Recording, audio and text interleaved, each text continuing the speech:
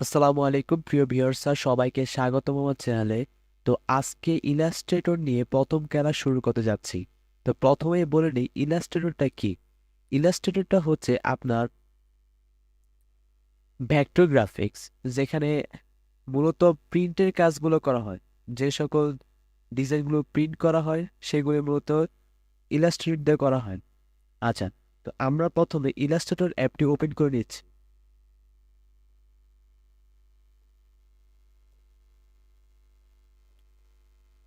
তো Illustrator open করার পর এরকম একটা ইন্টারফেস শো করবে।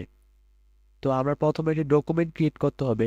ডকুমেন্ট ক্রিয়েট করার জন্য এখানে আমরা বাম পাশে দেখতে পাচ্ছি ক্রিয়েট নিউ অপশন। তো এখানে আমরা একটা ক্লিক করে দিব। ক্লিক করলে আমার রিসেন্টলি কিছু সাইজগুলো এখানে দেওয়া আছে। তো আমি এদিক থেকে যে কোনো একটি সাইজ নিয়ে নিচ্ছি। আপনারা চাইলে এদিক থেকেও সাইজ কাস্টমাইজ করতে পারবেন। তো আমি এদিক থেকে একটা সাইজ দিয়ে দিচ্ছি, ক্রিয়েট অপশন। আচ্ছা, তো এই একটা সাদা আর্টবোর্ড দেখা যাচ্ছে। এটিতে মূলত আমরা ডিজাইনটি করে থাকবো। তো প্রথমে আমরা ডিজাইন করব।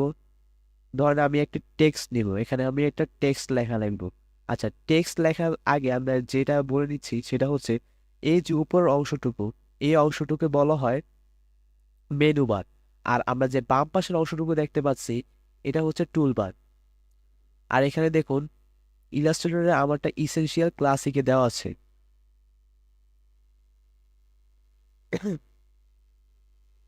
আচ্ছা, এরপর আমরা একটা টেক্সট নিব।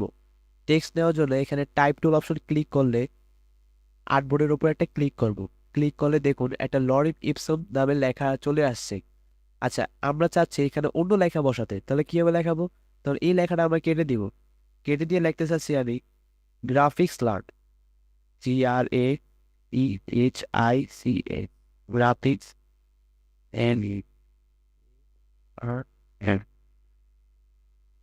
Graphics learn. এটা লেখার পর এখন লেখাটাকে কিভাবে ছোট বড় করব? ছোট বড় করার জন্য আমরা আগে সিলেকশন টুল দিয়ে সিলেক্ট করব। সিলেকশন টুল দেখেন এখানে সিলেকশন টুল দেখা যাচ্ছে না, এটা তো ডিরেক্ট সিলেকশন টুল। তো এখন আমাদের একটা টুল মিসিং। এই টুলটা আনার জন্য কি করতে হবে?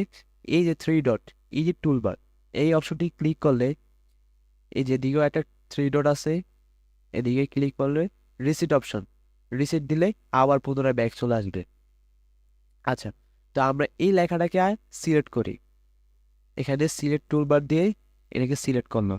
সিলেক্ট করার পর এই লেখাটাকে আমরা বড় করব। বড় করার জন্য উপরে যে অংশটুকু আছে এই যে মেনু বারের দিক দিয়ে দেখেন, এই অংশটুকু আমরা এই যে এভাবে বড় করতে পারবে। তা আমি এখানে 36 সাইজটা নেই বা 48, আচ্ছা 36টা নিলাম এই সাইজটা। এখন আমি এটার ফন্ট চেঞ্জ করব, লেখার স্টাইলটাকে চেঞ্জ করব। এই চেঞ্জ করার জন্য সিলেক্ট করা অবস্থায় আমরা এখানে ক্লিক করব। ক্লিক করলে দেখুন এখানে অনেক ফন্ট আছে। এগুলো আমার কিছু কিছু ফন্ট ডাউনলোড করা, আপনারা বিভিন্ন সাইট থেকে ডাউনলোড করে নিতে পারবেন ফ্রিতে। আচ্ছা, তো আমি এই অসওয়াল্ড ফন্টটা নিচ্ছি। এই যে এখন আমি চাচ্ছি যে ফন্টটা কালো আছে, তো আমি এখন এটাকে নীল করতে বা অন্য যে কোনো কালার করতে, তাহলে কি করব? এই যে ফিল অপশনে ডাবল ক্লিক করব। করলে দেখুন এখানে বিভিন্ন রঙের করতে পারবে। তা আমি নীল করেছি, এই যে নীল অপশনটা দিলাম। দেখুন লেখাটা নীল হয়ে গেছে। যখন লাল করতে চাই এই যে লাল হয়ে গেছে। ওকে, তো এখন টেক্সটের কাজ শেষ। এখন আমরা একটি রেক্টেঙ্গেল টুলে ক্লিক করব। রেক্টেঙ্গেল টুলে ক্লিক করার পর এই যে আমরা আর্টবোর্ডের উপর যদি মাউসটা টেনে ধরে নিয়ে যাই, তাহলে এই যে একটা শেপ তৈরি হয়ে গেল। দেখুন এই যে শেপটা তৈরি হয়ে গেল। এই শেপটাকে এই শেপটাকে যদি বড় ছোট করতে চান তাহলে কি করবেন? এই যে এখানে দেখুন কর্নারে একটা বাটন আছে, এই যে কর্নারে এই অপশনটা আসবে।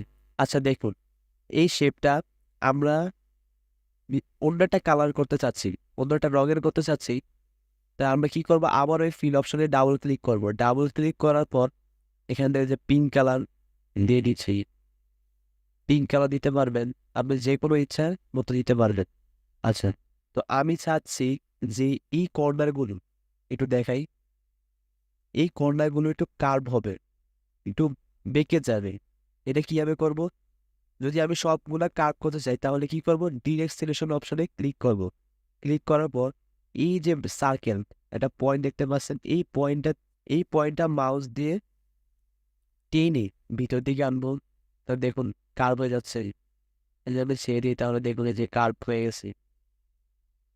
তো আচ্ছা, এখন আমার কথা হচ্ছে আমি চাচ্ছি এই দুই, ধরেন এই কর্নারটা আর এই কর্নারটা কার্ভ করতে, তাহলে কি আমি করবো? আবার এই যে ডিরেক্ট সিলেকশন টুল সিলেক্ট করা অবস্থায় শিফট চেপে এই দিকেতে ক্লিক করব আর এই পাশেরটা ক্লিক করব। ক্লিক করে যদি আমরা এটাকে ভিতর দিকে টেনে দিই তাহলে দেখুন এই দুই পাশের দুইটা কার্ভ হয়ে গেছে। সেট। আচ্ছা, এটা তো গেল রেক্টেঙ্গল শেপ। এখন আমি চাচ্ছি আর অন্যান্য শেপ আঁকাতে, তাহলে কি করব? আবারও এই যে রেক্টেঙ্গল টুলে ক্লিক করলে, রাইট মাউসে ক্লিক করলে দেখুন এখানে বিভিন্ন রকমের শেপ আছে। Ellipse tool, polygon, star, flare tool, বিভিন্ন রকমের টুল আছে। তো এখন যদি সার্কেল টুল আঁকতে চান তাহলে এই যে ইলিপস টুল দিয়ে আঁকতে পারবে। যেমন এই যে শিফট চেপে যদি আমি আঁকি, এই যে সার্কেল টুল হয়ে গেল। এখন আমি চাচ্ছি স্টার টুল আঁকতে, তাহলে আবার এদিকে অপশন রাইট মাউসে ক্লিক করলে এই যে স্টার টুল পাওয়া যাবে। স্টার টুল হয়ে গেল। তো এবার আর কি শেপটা তৈরি করতে পারবেন বিভিন্ন রকমের। তো ভিডিওটি ভালো লাগলে একটি লাইক করে দিবেন আর এরকম পরবর্তী ভিডিও পেতে চ্যানেলটিকে সাবস্ক্রাইব করে বেল আইকনটি বাজিয়ে দিবেন।